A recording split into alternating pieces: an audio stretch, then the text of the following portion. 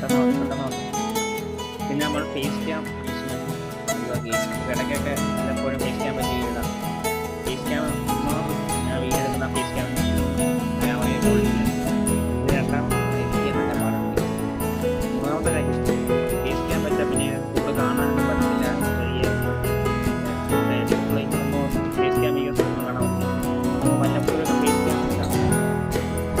അല്ലാത്ത